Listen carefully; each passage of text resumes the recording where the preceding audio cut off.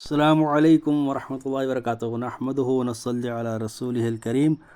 اعوذ باللہ من الشیطان الرجیم بسم اللہ الرحمن الرحیم۔ سیرت پاک سیرت خاتم الانبیاء کا سبق الحمدللہ ہمارا چل رہا ہے، جس میں ہم آپ صلی اللہ علیہ وسلم نے جو 11 نکاح کیے ان پر جو وضاحت ہے، ان کے ریزنز، ان 11 نکاح کی تفصیلات، ہم وجوہات، ریزنز پڑھ رہے ہیں، تو آج ہم اسی کو آگے کنٹینیو کریں گے۔ بسم اللہ الرحمن الرحیم۔ اس کے ساتھ یہ بات بھی دیکھنے کے قابل ہے، یہ بات بھی جاننے کے قابل ہے کہ جس وقت سارا عرب و عجم جس وقت سارا عرب و عجم آپ صلی اللہ علیہ وسلم کی مخالفت کے لیے کھڑا ہوا، قتل کے منصوبے بنا رہے تھے، طرح طرح کے عیب لگا رہے تھے، بہتان باندھتے تھے، نعوذ باللہ ثم نعوذ باللہ، رسول اللہ صلی اللہ علیہ وسلم کو مجنون تک کہنے لگے، آپ صلی اللہ علیہ وسلم کو کاہن تک کہنے لگے، طرح طرح کے عیب باندھے، جادوگر تک کہنے لگے، طرح طرح کے عیب باندھے، حتیٰ کہ جادوگر تک کہنے لگے۔ لیکن نعوذ باللہ کذاب تک بتایا گیا، استغفر اللہ، یعنی اتنے برے القابات سے آپ صلی اللہ علیہ وسلم کو انہوں نے کہا۔ نبوت سے پہلے آپ صلی اللہ علیہ وسلم کو دشمنان اسلام صادق کے لقب سے پکارتے تھے، امین کے لقب سے پکارتے تھے، لیکن جب آپ صلی اللہ علیہ وسلم حق کی دعوت دینا شروع کر دی، جب آپ صلی اللہ علیہ وسلم نے ان کے سامنے بتوں کی پور کھول دی، جب آپ صلی اللہ علیہ وسلم نے ان لوگوں کو لات منات عزا حب النائلہ کی عبادت سے روکنا شروع کر دیا، تو ان مشرکوں کو اتنا ناگوار گزرا، نعوذ باللہ آپ صلی اللہ علیہ وسلم کو کاہن تک کہنے لگے، مجنون تک کے الزام آپ صلی اللہ علیہ وسلم کو کہنے لگے، نعوذ باللہ۔ تو اللہ تعالیٰ نے وہ سارے جو ان کی خصلتیں، جو آپ صلی اللہ علیہ وسلم پر انہیں بہتان باندھے، جو آپ صلی اللہ علیہ وسلم پر برے القابات سے ان مشرکین عرب نے پکارا، اللہ تعالیٰ نے ان سب کو نقل کر کے قرآن میں نقل کر دیا اور ان کا جواب بھی دے دیا۔ اب قرآن پاک اٹھائیے، سورہ قلم میں اور بھی طرح طرح کے اللہ تعالیٰ نے صورتوں میں ان کو کھول کر بیان فرمایا۔ لیکن دیکھنے کے قابل یہ ہے کہ اتنے الزامات انہوں نے کیے، اتنے آپ صلی اللہ علیہ وسلم پر لگائے،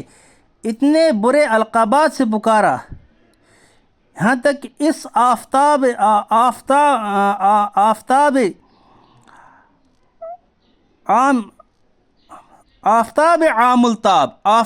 عام التاب پر خاک ڈالنے کے لیے، یعنی مٹی ڈالنے کے لیے بڑی چوٹی کا زور لگایا تھا۔ دشمنان اسلام نے آپ صلی اللہ علیہ وسلم کی دعوت روکنے کے لیے بڑی اینٹی کا زور لگایا تھا کہ آپ صلی اللہ علیہ وسلم دعوت حق دینے سے رک جائے، طرح طرح سے ستانا شروع کر دیا، اتنا ستایا کہ ہمارے سامنے یہ سارے حالات، ہمارے سامنے یہ سارے واقعات ہمارے سامنے، خود آپ صلی اللہ علیہ وسلم نے فرمایا کہ جتنا میں اس دین کے لیے ستایا گیا ہوں، اتنا کوئی اور نبی اس دین کے لیے ستایا نہیں گیا۔ لیکن اتنے الزامات، اتنے اعتراضات کے باوجود بھی کیا کسی کافر نے آپ صلی اللہ علیہ وسلم پر یہ اعتراض لگایا کہ آپ صلی اللہ علیہ وسلم نے جو اتنے 11 نکاح کیے، کیا اس پر کسی کافر نے یہ الزام لگایا کہ آپ صلی اللہ علیہ وسلم نعوذ باللہ کسی نفسانی خواہشات کی وجہ سے آپ صلی اللہ علیہ وسلم 11 نکاح کیے؟ نہیں، بالکل بھی نہیں۔ کیونکہ تقوی مجسم، آپ صلی اللہ علیہ وسلم کی جو تقوی کی جو زندگی تھی، آپ صلی اللہ علیہ وسلم کی جو حیات طیبہ تھی، وہ ان کے سامنے تھے، وہ ان سب کے سامنے تھے۔ آپ صلی اللہ علیہ وسلم ان کے سامنے اٹھتے بیٹھتے تھے، آپ صلی اللہ علیہ وسلم کتنے حیا کے پیکر تھے، ان کو سب پتہ تھا۔ اگرچہ آپ صلی اللہ علیہ وسلم پر انہوں نے طرح طرح کے بہتان باندھے، طرح طرح کے عیب لگائے، لیکن کبھی آپ صلی اللہ علیہ وسلم کے شرم و حیا پر، آپ صلی اللہ علیہ وسلم کی عفت پر انہوں نے عیب نہیں لگایا، انہوں نے عیب نہیں لگایا۔ چلیے آگے پڑھتے ہیں۔ لیکن کسی کافر نے خواہشات نفسانی اور عورتوں کی معاملہ میں بھی کسی وقت آپ پر کوئی الزام نہیں لگایا، اور ہرگز نہیں، یہاں تک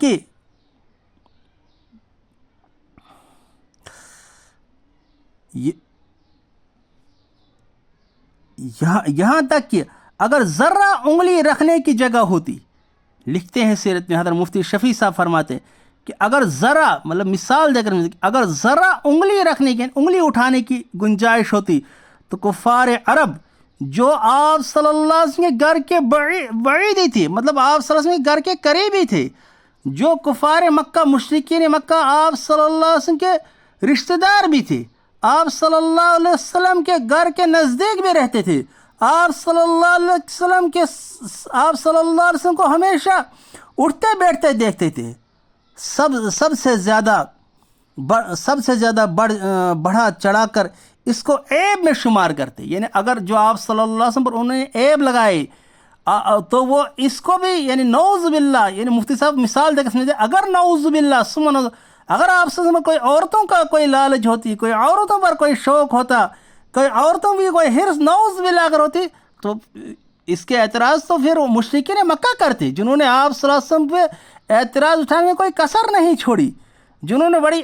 چوٹی کا زور لگایا، لیکن وہ جانتے تھے، لیکن وہ بیوقوف نہ تھے۔ مفتی شفیع صاحب لکھتے ہیں کہ وہ اتنے بیوقوف نہ تھے کہ آپ صلی اللہ علیہ وسلم کو دیکھتی آنکھوں سے، یعنی اپنی آنکھوں سے وہ آپ صلی اللہ علیہ وسلم کے حیا کے پیکر کو دیکھتے تھے۔ آپ صلی اللہ علیہ وسلم کتنے شرم والے، کتنے عفت والے، کتنے حیا کے پیکر تھے، یا آپ صلی اللہ علیہ وسلم کی زندگی، آپ صلی اللہ علیہ وسلم کی حیات طیبہ ان کے سامنے تھی۔